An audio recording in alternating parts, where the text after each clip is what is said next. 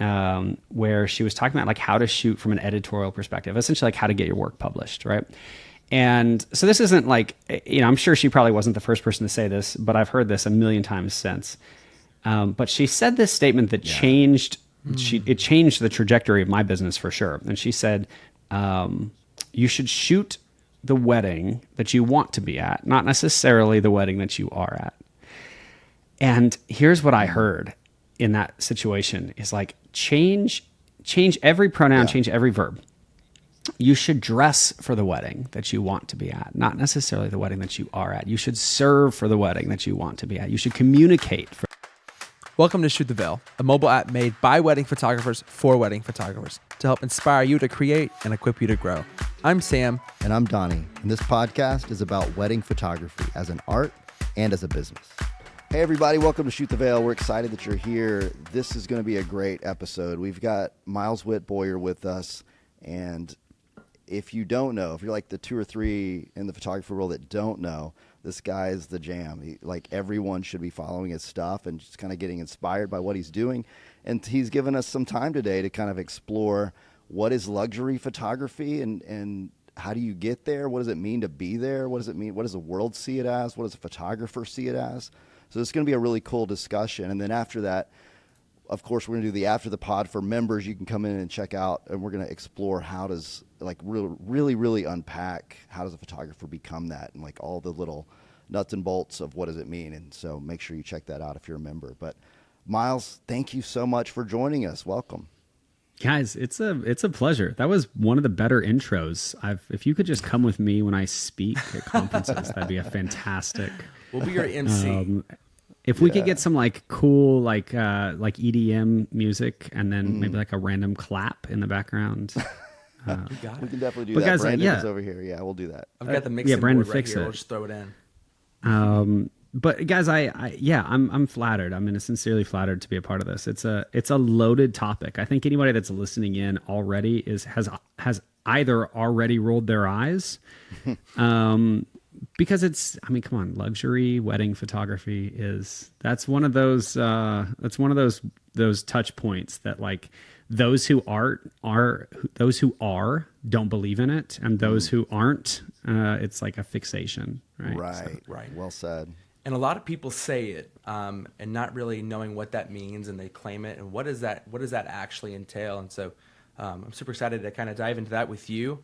Before we do that, y'all, I just wanted to preface you guys. We had an amazing intro call with Miles a week or two ago. I'm not even sure when it was. When we hopped on, just messaged him, and we had what we thought was going to be a 20-minute call. Ended up being an hour and a half, and probably could have gone 3 hours. Just immediately clicked, and I mean, Donny and I both think the world of him. One of the just nicest people we've had the pleasure of meeting during this whole Shoot the Veil process, and just wanted to say that just for the record. But Miles, thank you again. And back to what we were talking about, luxury wedding photography. If you're not following him, go make sure you're following Witt on Instagram. You can see some of his work, and that's what we're talking about when we say luxury photography. Look at his website. Look what he offers. This is not your everyday photographer. And I think there's a lot of knowledge to be learned from this conversation. I'm super excited to dive in for my own business and for everybody listening. And it's kind of cool thinking about it.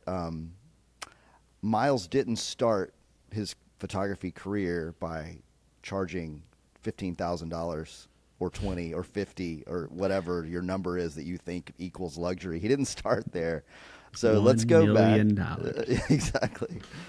Inflation. Let's go back to like the first few years. I would love, we're going to get into what luxury is and all those words and stuff, but let's go back. Let's take people to the beginning. In your first 3 years, knowing what you know now, Miles, looking back at younger Miles, what would you do differently? Kind of describe what you did, and then what might you change if you could go back and redo those first 3 years? Man, what a loaded and beautiful question. I think the easy answer first, like, let's preface all of this by saying that, of course, in every scenario, hindsight is 2020. You're always more successful in the future, and we can define that. We could unpack that, I guess. But it's easy then to like look back and say like, here's the things that I wish I would have tweaked. But let me start by saying like, I think the things that I did right. Can I go there? Yeah, Let's do wow, it. I love that. And No one ever asked that. Hey, man, what did you do right along the way? That's a great way to put so it. those first few years, again, based on hindsight, I didn't know what I was doing. I'd moved to Arkansas. I kind of turned down a great job opportunity or really a job that I had been working on in New York and moved to Arkansas and got married and found myself like, and there's obviously a long story there, but I kind of found myself in a situation where I had to provide some kind of value for a young family, just my wife and I at the time, right? But we had a mortgage on a house we definitely couldn't afford. We just, life was happening. And you know what I did right? And I would do again in a heartbeat. What I did right was leverage building relationships, actual relationships, spending time meeting people and pouring into people and hearing their stories and learning from them with absolutely no transactional element. There was nothing in it for me at the time other than just exposure. And so, yeah, I mean, what would I change? I mean, sure, I wish that I hadn't spent like the first 3 years of our marriage with a laptop in my lap, in bed every night, right? Because I was operating out of this sort of like fear of every client I have might be the last client I ever get. Yeah, That hits home. And I wish that I hadn't over-edited my work for years out of insecurity, Wow, out of like, I relate to that. out of the fear of like, I'm not good, but maybe I can make it look like I'm good. I wish that I had not, snuck gear by my wife. I wish that I had not all just dumb stuff that like, I think photographers like you guys, if you don't resonate with this, then you're lying. Like, Yeah. I mean, these are the things, but you know what I did right is I refused to give in to the like no days off grind mentality. I put a lot of hours in early on, like a lot more hours than were healthy for sure. But Yeah. I refused to succumb to the pressure to say that like, if I put in enough reps, the art will just show up. Because I've just always believed that like art happens from a state of rest. Wow. And here I am 15 years later realizing that so does value. You become valuable when you can in fact rest, like there's a reason why you see like billionaires getting manicures, right? Yeah. They have the time to do so. Yeah. Right. Can't run Anyway, on fumes. I think we just Yeah. jumped 12. Man, did I just take that question and do Yeah. it? Sorry. You I couldn't went have there. answered it Amazing. better. Yeah. Yeah. So I heard a few things in there. This kind of the one that really, really resonated with me was the art happens from rest. And what kind of Wait, things? did I say that? That's good. I think it who was said that? recorded. Someone said Yeah. that. But art happens from a state of rest. Should be like plastered above our computers, like on our keyboards. Like there's something about you can't grind out more beauty. You can do sort of the basic stuff, and at 2 a.m. you can call through a wedding if you needed to, if you really had to. But you're going to start losing sight of it. But the most amazing stuff that you do comes from a fresh place. How do you? Dude, isn't it? Oh, sorry. Go ahead. Go. Well, no, go ahead. Jump off of that. I see you want Well, I to. was going to say, isn't it wild that I can remember like I got into this at just, man, God launched me into this career in sort of the perfect time. But I shot a handful of weddings pre-digital. Yeah. Working for a film photographer when that was the option. Wow. And I so clearly remember hearing the conversations when the first digital cameras came out that was like, this is the end of art, right? This is the end of it. And it will never exist again. And digital cameras are cheating. Or like, this will never catch on. This is junk technology. And all stuff that like at the time we all kind of laughed at, right? We all sort of chuckled. We were like, "I just wait, old people." But the reality, like there's so much truth in this sense that I think what they were sensing, these photographers that like we've all let the dust settle on their careers. I think what they were sensing was this very uncomfortable transition from photographers being seen as artists. Yeah. And often like the starving artist, really. I mean, most film photographers were just like barely getting by. Yeah. But they were seeing that transition and the tension between being seen as an artist and then what didn't exist yet, which was this content creator thing. Yeah. And you know what we're cranking out right now in the industry, left and right, is these rinse and repeat photographers that feel the pressure to roll in and create something brand new and viral every day. Yeah. Like if they don't create the best photo they've ever taken today, then what are they going to take tomorrow? Yeah. And that's just such an unhealthy amount of pressure to put on yourself. That's good. And That's such good. and so you don't take time to rest. You don't take there's no such thing as equilibrium. You may have already taken the best photo that you'll ever take, but you were culling so fast you never saw it. Right. Ooh, pause. Yeah. That's a clip. That's so good. Yeah. Oh Hey, my AI, gosh. cut that one out and use that. That was so good. That hits home. Those 2 a.m., like Donnie said, you're 2 a.m. and you're calling, you're just dozing out.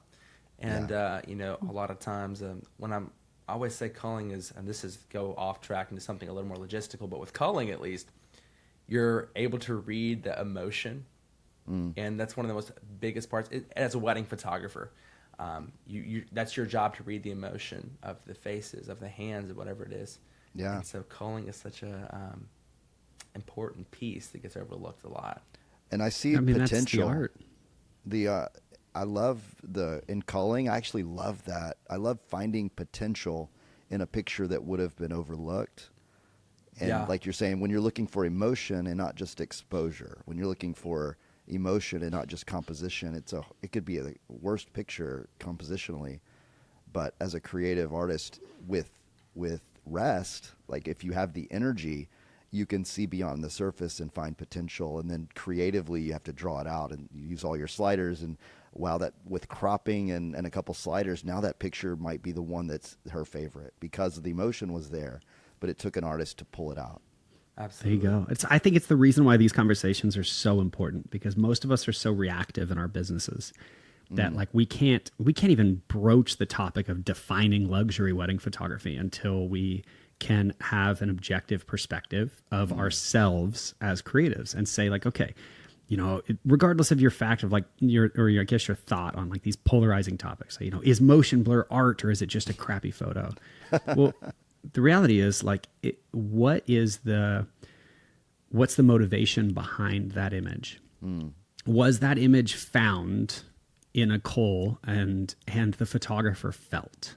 Yeah. Not did they intentionally put their camera at a 20th of a second and spray a whole bunch of worthless images for no reason, but simply because on Instagram it was going to work. Yeah. Or did they make a human error in the image and they still felt? They saw the image and they still felt. If that was the motivation, then that image is beautiful, timeless, an incredible work of art. Love but that. if it was taken from a motivation of like, you know, hey, here's a trending idea, and if I don't take part in that trend, then I'm going to get left behind. Yeah. Well, then not only does that photo not have value, but the photographer that took it is losing value as well. Yeah. You know, the art is depreciating. Wow. Ooh. Deep stuff, y'all. That's good. Yeah, let's go. Okay. We're gonna need more Wow. Coffee. This We're is switching to This wine. is Let's like- let's This whole let's- podcast is like a Can I get some photographer brandy? counseling session. photographer counseling. This is good. Oh my gosh. Um, You guys were talking about the digital revolution, and I couldn't felt younger, man. Young in my Yeah. 20s. Yeah, you say that only Sam. your whole generation now is convinced that you guys are all discovering film for the very first time. I know, Right. I know. You're like, oh my gosh, have you heard of this? I think it's called Portra 160. Yeah, It's Portrait going to 400. change your Have life. You guys heard of that? Oh my gosh, right. Yeah. It's a huge shift, man. Yeah, you see it. You got buddies that they'll put on their, whole fast money maker, and then they have like this little thing with their little whatever that is at Olympus right here. So they're carrying 3 cameras, their film cameras. So whenever they're on the shoot, and a lot of times these brides are now requesting, hey, can we have 3 or 4 rolls of film? Sure, throwing in $800, whatever it is, and they just go through about 100 to 200 images on film. Yeah. And so they keep their little film camera here, and the big boys on the side, and they go from there. But it's huge. I'm getting more and more of those inquiries every day. So, Well, this is okay. So I want to dive into this a little bit more, because as a photographer, let's say you're a good photographer right now. Like, you're good. You're booking weddings. You're proud of your stuff. Your brides are loving it. You get good reviews. What would you say would be a challenge that you should look for? Like you said, the future you is way wiser. So let's talk back to that younger us. What would be a challenge you're not aware of yet that you should be in order to take the next step up?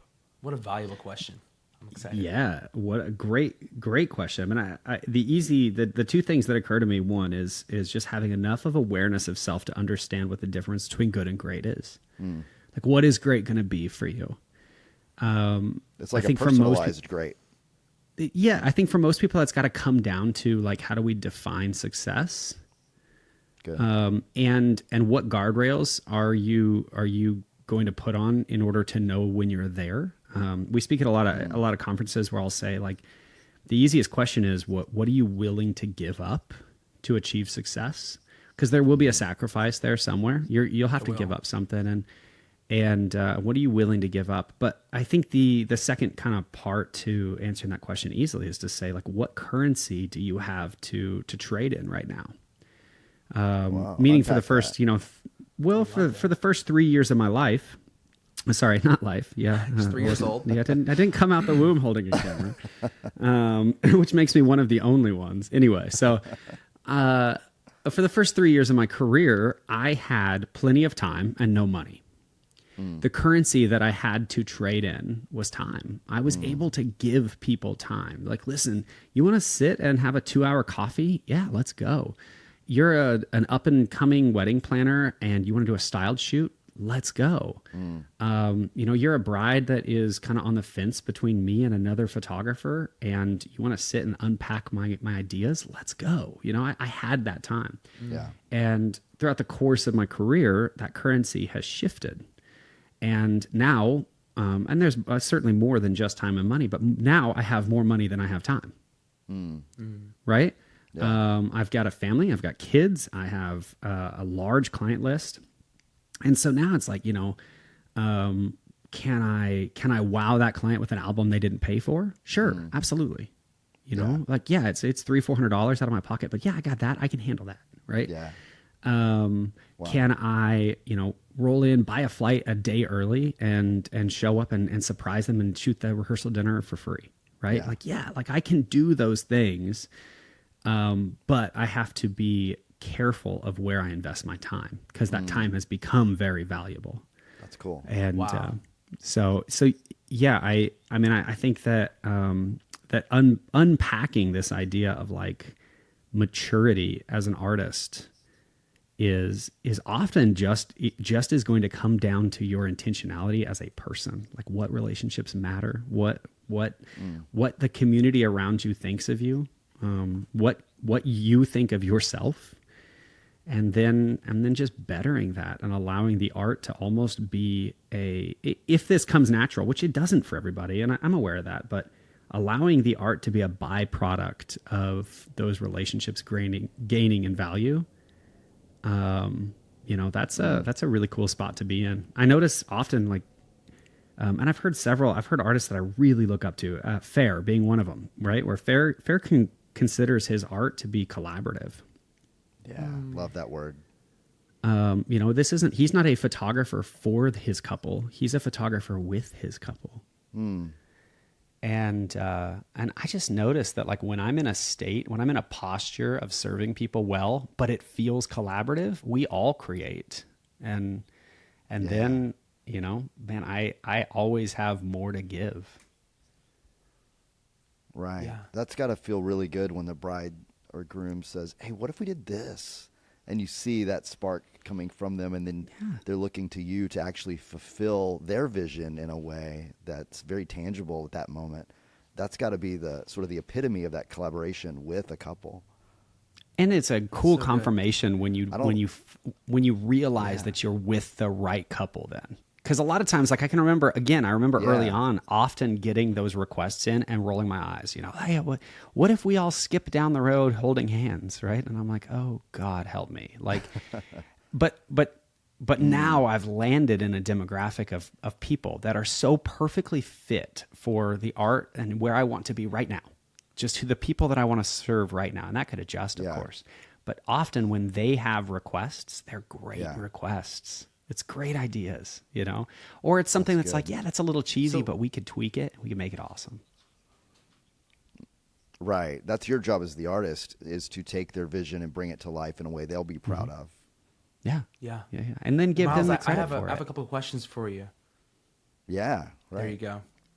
Miles, I'm listening to you, and I'm personally getting so much knowledge and wisdom from you. I'm hearing that you have you've gotten to a point where you have your ideal clients, and that you feel like they're giving you, that you're collaborating, right? And it's fun, and both parties are happy. And we can dive more into this on the after the pod, but what I'm asking is, what were some of those steps that helped you niche down and more so focus on those clients that you want? Yeah. Do you know of anything? Like, was there a move that you made that you think of that helped me get here, or does it just happen?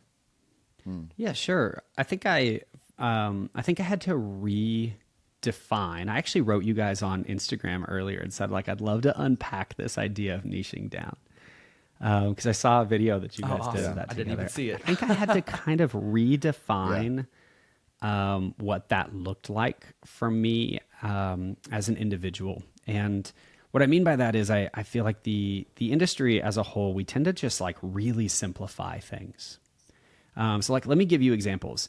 So instead of giving a couple an incredibly intentional, intimate amount of time together on their wedding day, we ask her to walk up behind him and tap him on the shoulder. Right? Instead of asking this group of bridesmaids to have like this playful, fun opportunity to drink champagne and laugh and make memories, we ask them all to line up and look at each other and fake laugh. Yeah. And I think you can take that exact same mentality into understanding that like niching down doesn't need to mean genre. It can mean how you want your work to be experienced. And so I want my work to be that of this sort of like fine art storyteller. And that's not a genre. That's not a, you can't run down to Barnes and Noble and buy, the fine art storyteller book. You can buy the How to Become an Editorial Photographer book. You can buy the How to Become a Documentary Photographer book. But like, where in there is the artsy, edgy storyteller? Well, I had to realize that in order to get to my ideal client, I needed to understand what is it about my work that I am most protective of. What is it? What are the things that I'm unwilling to let go of? And then who is a client that will not just accept those parts of me, but value those with me? And so we shoot from this perspective. We talk about this a lot of like, go macro and go micro. That everything in the middle is the stuff that most people experience every day, right? It's the reason why, in general, that 50 mil lens feels so safe, because it's like, it's just a normal, socially acceptable distance from the photographer to the subject. Yes. And I'm Right. like, That's man, why I'm I want to be 100% so 50 close guy. that I can smell my couple, right? Like I want to be right there with them. Yeah. Or I want to be so far away that they don't even experience my influence in the moment. Yeah, that's right. I love that. I was working the early two. on as a photographer. Well, I was doing video as well. I was the video guy next to this photographer from out of town. He'd never, no one knew him. The wedding planners brought him in because he was quote unquote a big deal. And he was very gracious with me, knowing I was asking 1,000 questions about what he was doing. The most important thing I took away from him was he didn't have in his bag a 24 to 70. And I was like, bro, like, how do you, like, you only have a 70 to 200 and a 12 to 16. Like, that's all you have? He's like, everyone else in the room has what you're asking about. Yep. And if I had it, I might use it. And then it would look like everyone else's pictures.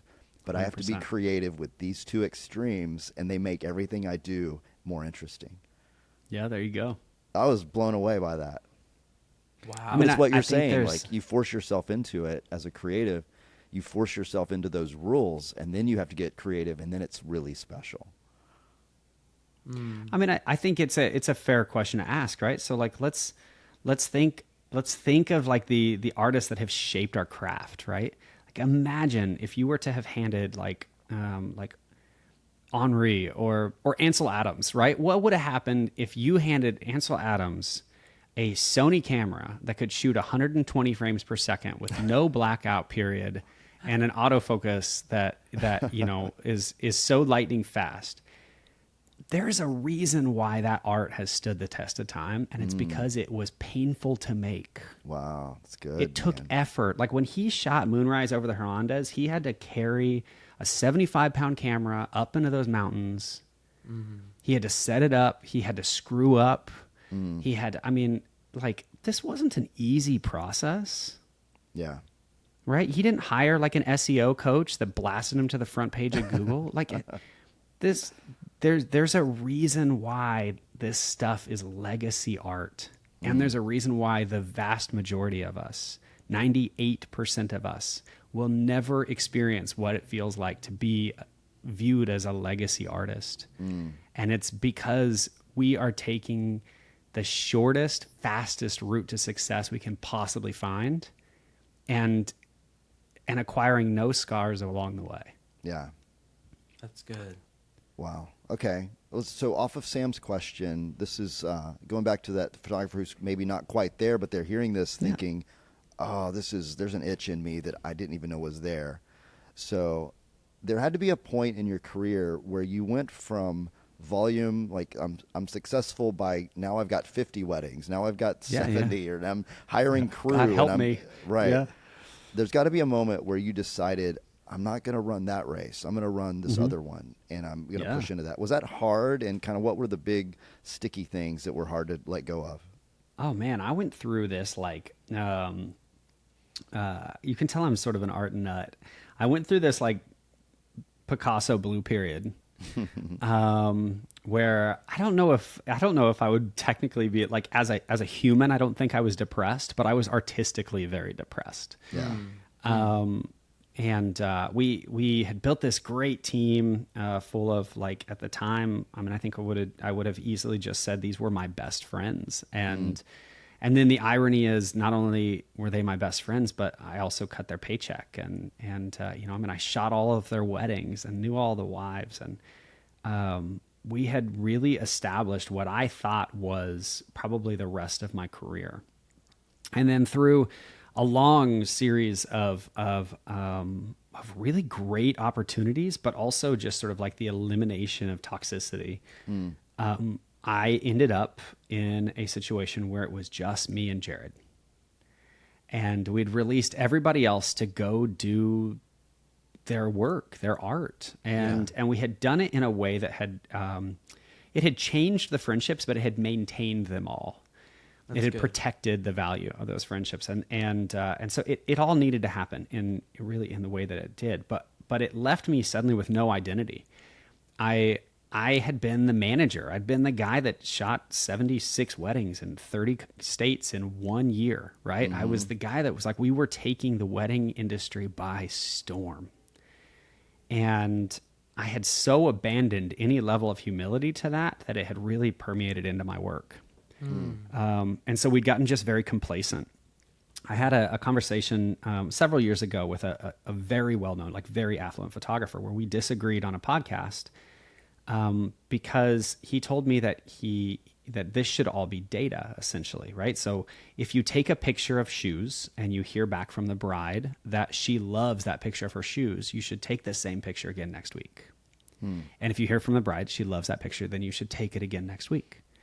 And this is all just data sourcing. And we disagreed so much because I realized that I want more for my life than that. Like just making my clients happy isn't enough to keep me in this industry for the rest of my life. Yeah. But throughout this kind of long process of me sort of having to kind of strip down what my identity was as an artist, what I was left with was trying to redefine, well, then who am I? Like, what is it about my work that I actually am passionate about? And how can I be so intentional about that? And that question and trying to find the answer to that question reshaped everything from the gear that I shoot to the way we build schedules to the relationships that we double down on and the ones that we just let go. To not feeling a need to like serve every wedding vendor because I have to be able to identify the wedding vendors that speak the same language that I do. So I had to kind of be broken down in sort of a really intentional way. And then here's the thing though, I think most more successful entrepreneurs will then give themselves some level of credit for saying, but then I pulled myself up by my bootstraps and I made it happen. I'm like, this isn't a stupid Rocky movie. It's not like I punched the bag so much that I figured it out. It was the opposite. I went through the feelings. I experienced all the feelings and I came out on the other side capable of saying like, hey, I didn't die. Yeah. And I had just a fresh perspective on then what? And man, now we're just able to like, I think, love on those guys that used to work for me. But love on them in a healthy way. You know, they don't, I'm not going to pin them to the ground. They're not accountable to me anymore. So when they do something great, awesome. And when I don't like their work, they don't hear about it. That's fine. Doesn't matter anymore, you know? Yeah. I want to speak to that photographer who's like, maybe they're climbing aggressively with enthusiasm into volume and more and more and more, can kind of like they're on the path. Everybody goes on that path. If you're halfway decent, you're going to go on that path. Heck yeah. And what's interesting, what I'm hearing, what you say there is, at least in your case, you didn't make a conscious decision to just change everything as you were climbing. There was something almost like internal, the environment shifted or something caused you to have a crisis in a good way. And I just want to maybe speak to those young photographers who haven't hit it yet and just say, you will. And it's coming. At that moment, that's the moment of metamorphosis where you become either jaded and leave or you become better. And sometimes we hit those weekly. Sometimes we hit those on the way to that wedding and we're just like, dang it, I don't even want to do this wedding today. Like, I'm kind of annoyed. Maybe something happened in my life that week and I'm not feeling it. We've all hit those sort of micro crises of I'm not feeling it. You hit one of like the world shifted and there's all kinds of crazy stuff in the world, but we hit them every week in some way or another. And that's an exciting moment because you can't make life-changing decisions when everything's good. You make life-changing decisions when things get hard, and that's the moment of intentionality that you can actually set yourself on a course for a future life that you love, that you don't have yet. Yeah, and I see that in you, and it was huge for you, but I just want to encourage people, even in the micro version, you can make those kinds of choices. Yeah. Man, I clearly remember sitting at our old house, our first home that we built. And I'm a big kind of a note taker. I love to just journal ideas and whatever. in general, I'm so ADD that usually if an idea doesn't get written down, it's almost like it never happened. Yep. Same here. And so, I remember my wife early on, probably 2-3 years into our marriage, saying like, "Hey, you're so stressed out right now. You need to make a list of all of the back edits, everything that you're behind on, and split it down above. These are engagement sessions, these are bridals, these are weddings, these are family sessions. What are you behind on?" And I remember I was 16 weddings and 24 sessions behind in editing. Like, I think for most photographers right now, that's like a panic attack, right? But like that was how we operated for years, the entire industry, right? Because it was like, man, I can remember the first wedding that I delivered 400 photos. And we had to go through in Photoshop one at a time. There wasn't Lightroom. We had to edit everything in. And then it was like, then Photoshop Actions came out and everybody's like, that's cheating. And it's like, thank God it is, Right. And we just had to do the work. And I realized, like, guys, listeners, I totally understand. I realize I sound like hopefully you'll click over to YouTube or wherever this is posted, because I'm really not that old. I'm nowhere near as old as I sound. But I realize I sound like the kind of grumpy old man here. But like, what I'm going to say is, if all you do as a creative is avoid friction, like you just avoid it. You avoid confrontation. You avoid situations that are uncomfortable. You spend your entire career shooting in Lululemon sweatpants and on cloud tennis shoes, and there is no growth to that. You're the limiting factor, and it's good. And then you find yourself doom scrolling at midnight, looking at how every other photographer looks like they have more than you do. Everyone is at Lake Como except for you. Everybody is turning out Vogue spotlights except for you. Like, why is it that the whole world seems like it's opening up for all these other photographers? And the reality is 90% of them are lying, but so are you. You're lying about your level of effort, and they're lying about their level of effort. So just shut the app down and get to work. Yeah. Amen. Dude, I love that. Like, there's so much more work required than you can imagine. Yeah. Sam, how does that hit you right now? Because you're kind of on that stellar rise. I want to hear like your perspective on it. I love it. Donny, it kind of reminds me of a conversation we had just friendship. You were talking to me and we were talking about marriage. I'm a newlywed. I got married 2 years ago. And I said, we were just talking. I was like, how do I become a good husband and all this stuff? And you said, you need to serve until it feels unfair. That's when you're truly loving your wife. And I took that home. I was like, that's so good. And applying that same kind of aspect into work, whatever you're doing now, make that the bare minimum, right? Yeah. Obviously, you need rest, okay? But let's say you have that 9 hours in the day. You can get twice as much work done in that 9 hours if you focus and you shut the app down and you get stuff done. That's such good advice. Clients should always be getting the better end of the deal. 100%. Yeah. Like they should always walk away being like, oh my gosh, we got so much more than we paid for. Wow, that's good. And you want to talk about how to break into the luxury market. Now, when you can find couples that are willing to pay you 3 or 4 or 5 times the national average for a wedding rate and still walk away saying we got more than we paid for, that's how much work you have to then put in to get there. That's Amen. so good. Man, so good. What a life-changing philosophy. If you started applying this to your relationships and to your business, that it's not even close to right till it's feeling unfair. That's a crazy mindset. But think about how cool it would be. Like, imagine how special you would feel though if the people in your world treated you that way. Wow. But I'm not talking just about the two-dimensional, the Chick-fil-A model, the My Pleasure model. Although it really is a great example. Sure. But imagine how special you would feel, right? You roll into a coffee shop and you have somebody that is not just like, hey, what's your order, right? But you have somebody that stops, says like, hey, I love your shirt. you look great today. Let's get you a coffee. How you doing? You good? And then while they're making your coffee, they're like, hey, if you have any questions about this coffee, if I can help teach you how to make this coffee at home for yourself, like, let me know how to do. Most people I think would be annoyed because they're so consumed with themselves that they're like, I'm sorry, I've got my AirPods in and you're supposed to just deliver a product to me right now. Wow. But as a wedding photographer, our product comes so far after what we're paid for. Yeah. That we have to serve in that gap.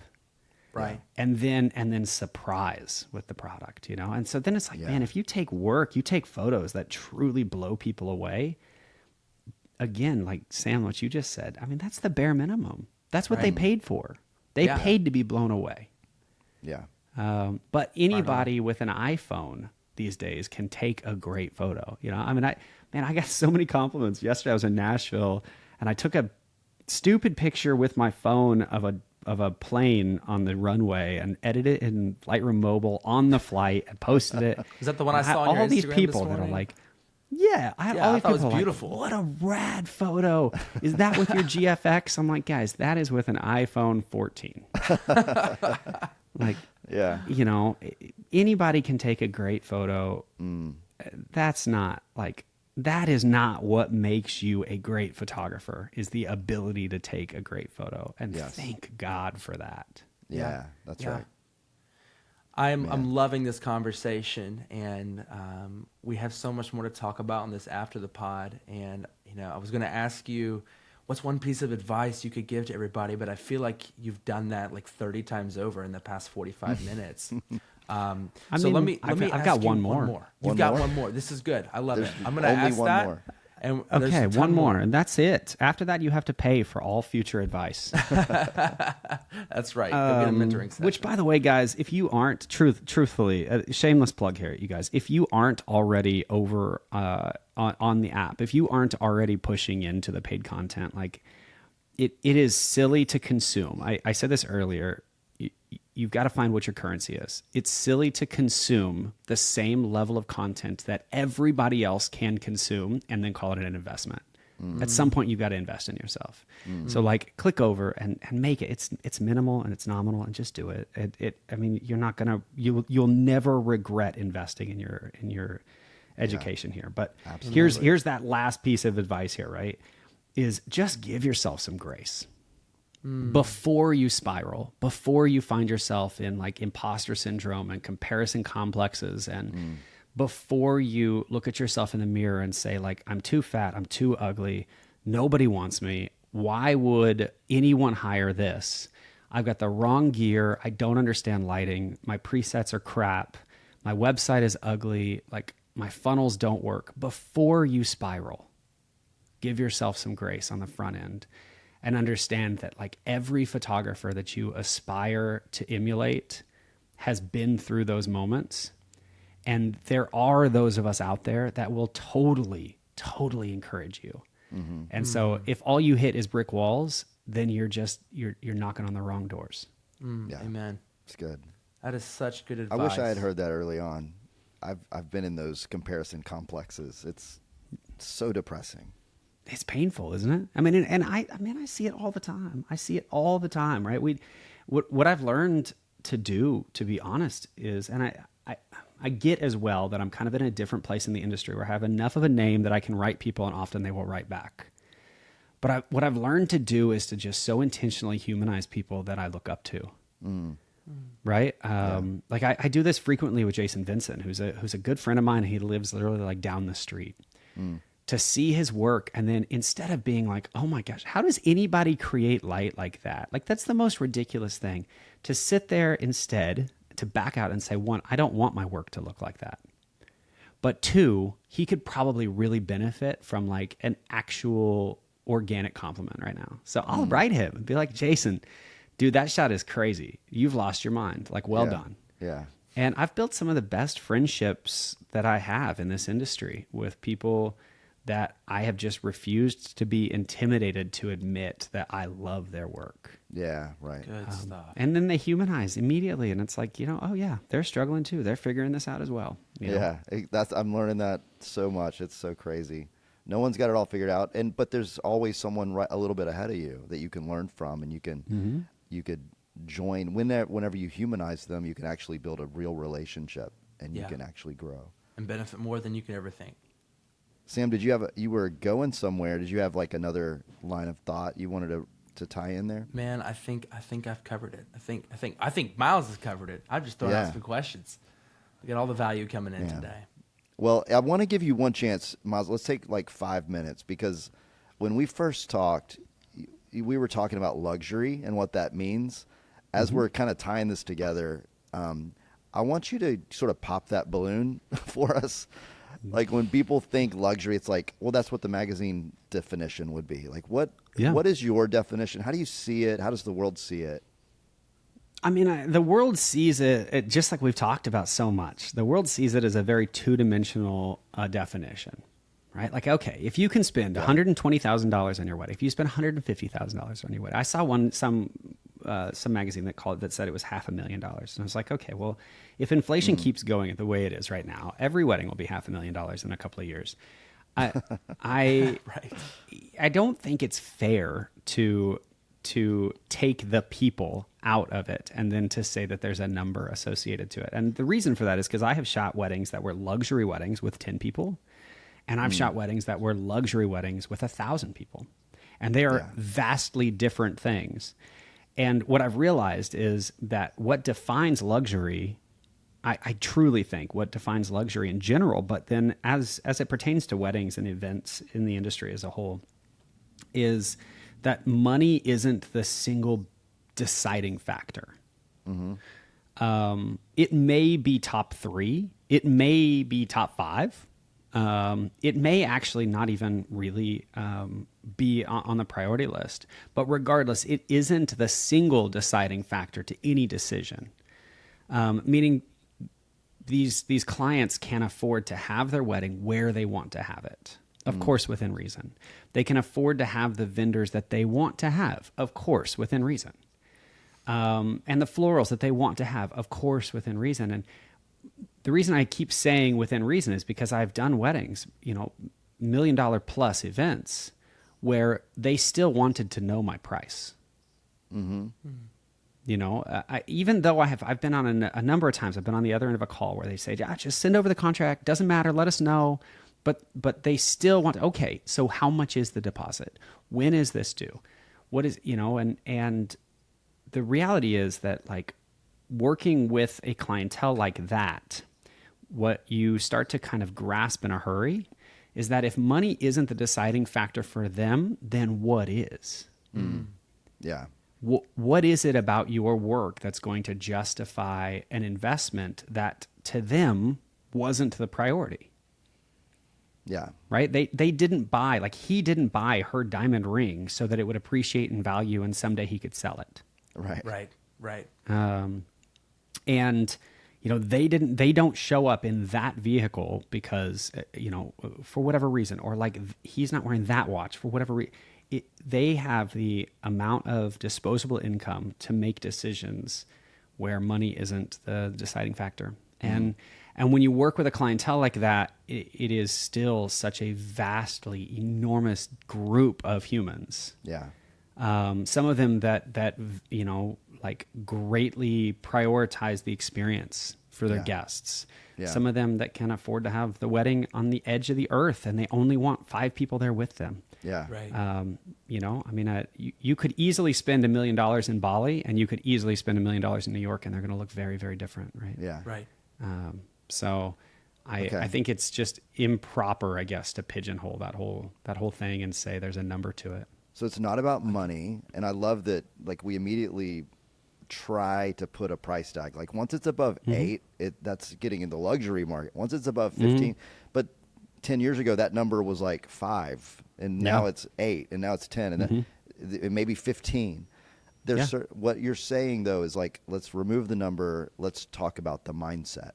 that it's Yeah. the dollar amount doesn't matter. It's about choices and freedom of choice. And so now how will you define yourself? So I want to take that. Maybe we should have started with this because this is like where it's getting good. If I'm a normal, quote unquote, if I'm a normal photographer, I see myself not in the luxury, but I want to be. What mindset shift can I make right now for the weddings I have booked this year that would begin to treat these weddings as if they were luxury, or that I would begin to see myself as operating in that realm? If dollar amount doesn't matter, what are the mindset shifts that are important to operate in that realm? Yeah. Okay. Great question. Man, we don't have to cut this thing short. We can give people all the free content Well, and then let's go. still come up with, Okay. I can remember years ago, Jasmine Starr did throwback name there. Jasmine Starr did a workshop on, oh crap, what was that platform everybody watched their workshops on? Dang, she moved over to WPPI, but before that, there was like a platform that. Something man, I like can't Creative Live, maybe? Yeah, Creative Live. Yes, yeah. I was Yeah. going to say I watched it with Joe Busink and the Grays. Yeah, Anyway, good stuff. so Jasmine Starr did a workshop where she was talking about like how to shoot from an editorial perspective, essentially like how to get your work published, right?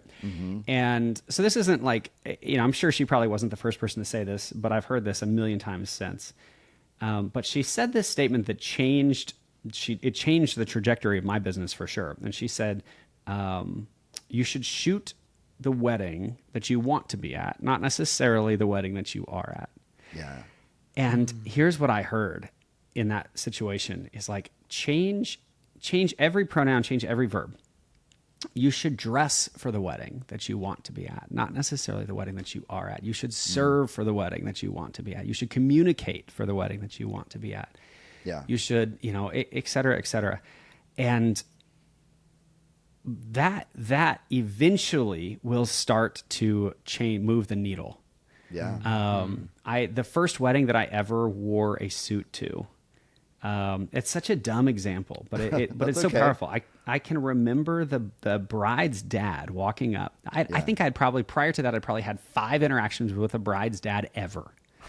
And the bride's dad walks up, he put his arm on my shoulder and he said, "Hey, I really appreciate you looking like you want to be here." Wow. Ooh.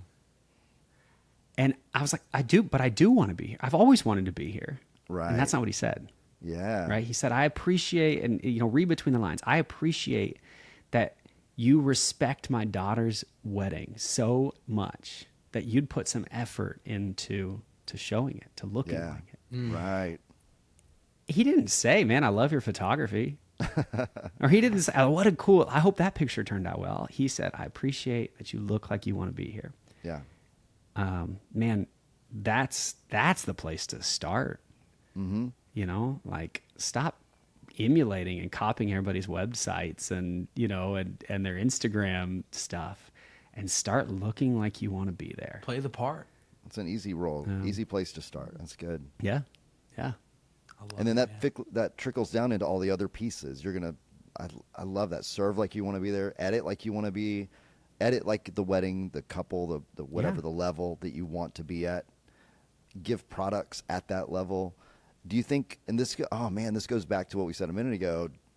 It's not really serving with a servant heart until it feels unfair. And so, if that's our baseline mentality, then what you're saying makes sense. This couple only paid for X, but you know what? I'm going to deliver way past that. Yeah. In that mindset, you think within a year, 2 years, like suddenly people do they just naturally start paying you more? Or how do you make that shift? So great piece of advice here is I think that there's this odd pressure to make big moves in the wedding industry. And it's because when you're inside this industry, you're capable of seeing that there's a million kind of shades of gray, but really it's really more like a rainbow, right? There's literally like jumps. Yeah. And you can be on the high end of a low end wedding, and it's very different than being on the low end of a high end wedding. Yeah. Right.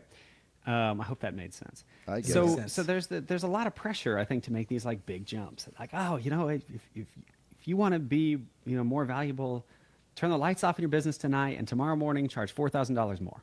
Yeah.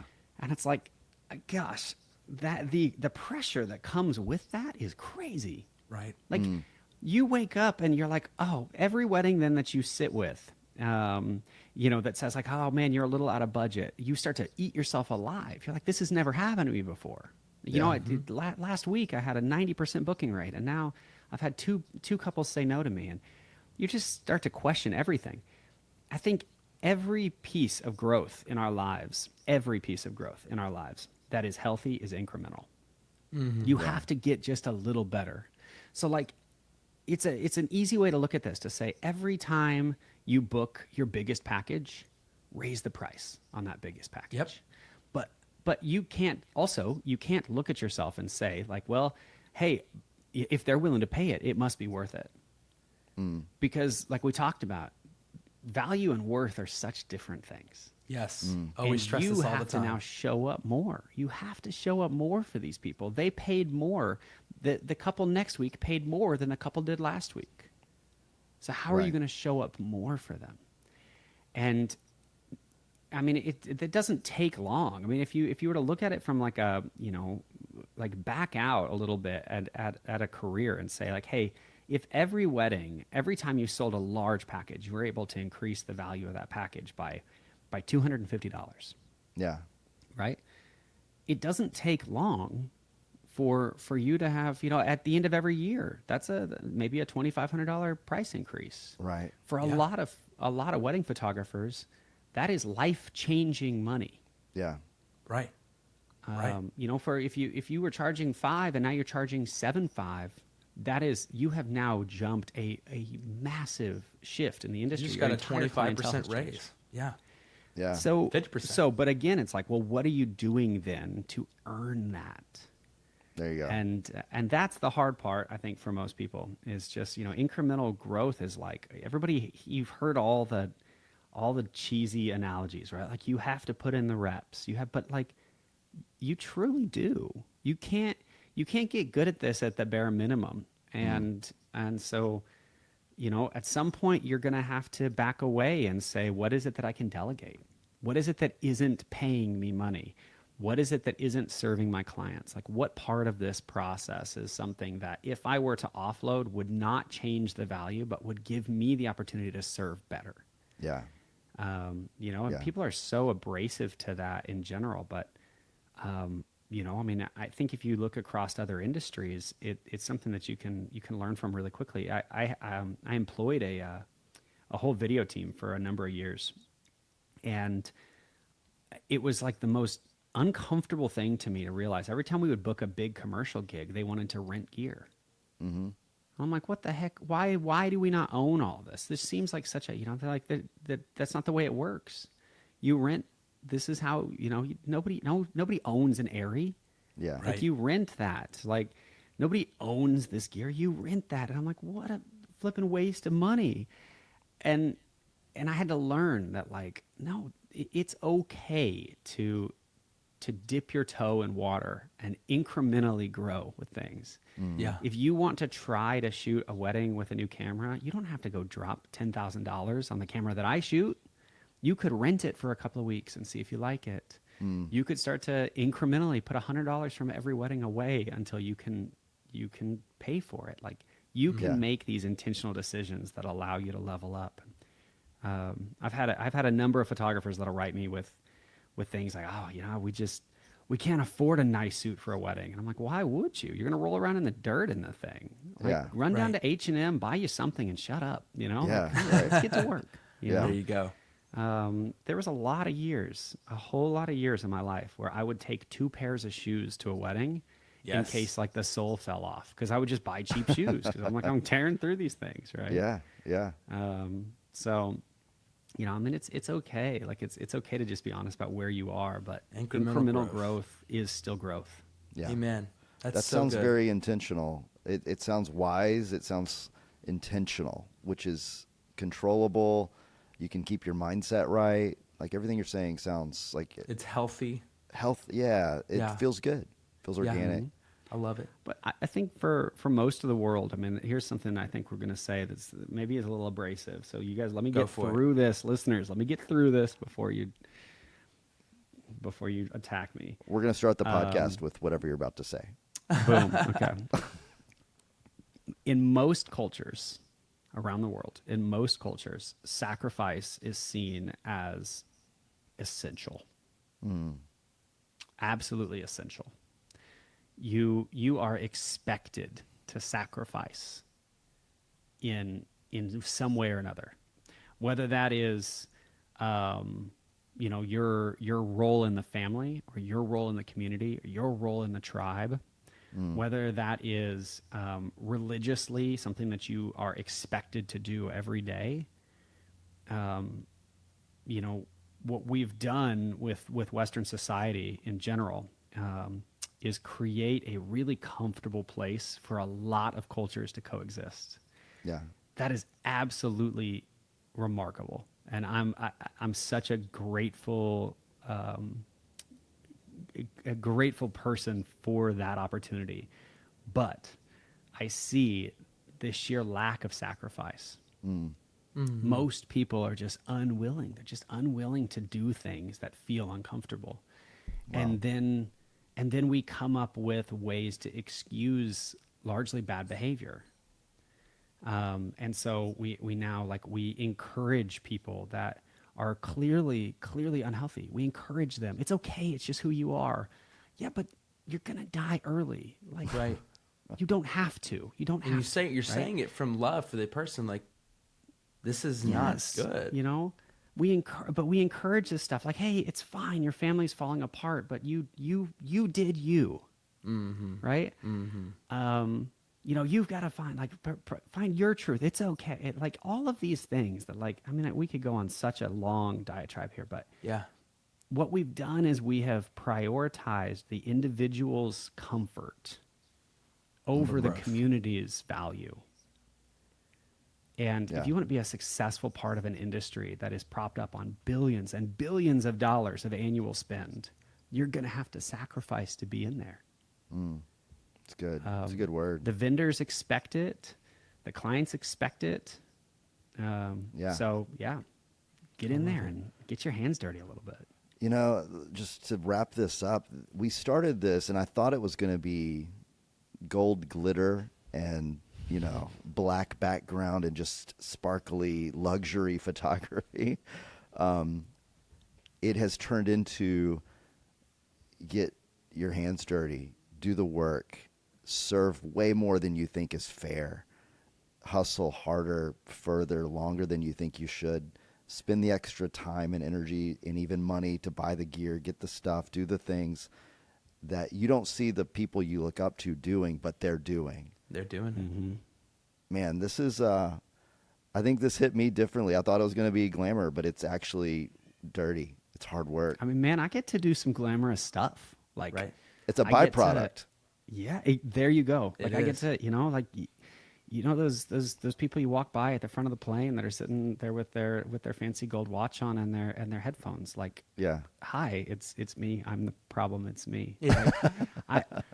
But I have, instead of this mentality of saying I've earned that, that is work. I Yeah. am working Yeah. in Yeah. that moment, right? Yeah. It's very different. It's very different who I come home to, the soccer coach that I am, and the husband that I am, and the best friend that I am. The character behind that matters. And so, yeah, you're right, Donny. Like, the people that we most look up to, not just photographers, just the artists that we most look up to, are people that are they're truly comfortable being uncomfortable. Yeah. And that's where that art rolls in. And so, man, I hope that stage for me never changes. Amen. That's so good.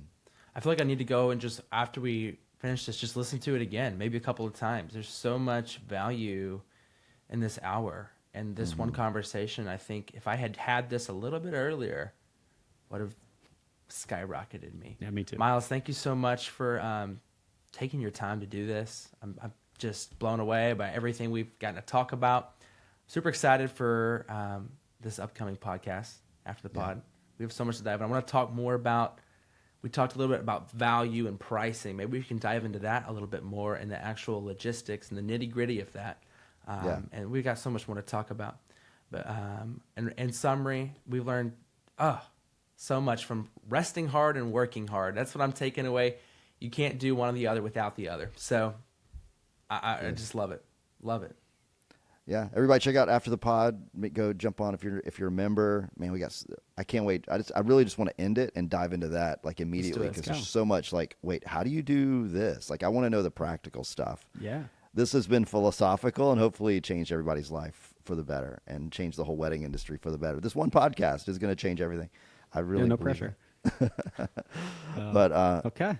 Sam, I want you to ask like every question you can imagine in the After the Pod to like what you could practically do right now to level up. And so we're going to dive there. So everybody jump over there if you're a member. We can't wait to see what Shoot the Veil does for your life. Photographers, we see you. We know the struggle. And we love bringing expertise and wisdom that's been down the road a little further to where you are. And we cannot wait to see what the wedding industry becomes when people start treating it with intention and designing their businesses in a way that serves. And this is beautiful. So thank you, Miles, for joining us. We'll see you on the next one. God bless you. God bless your business. Man, thank you. We'll see you in After the Pod. Sounds good. Awesome.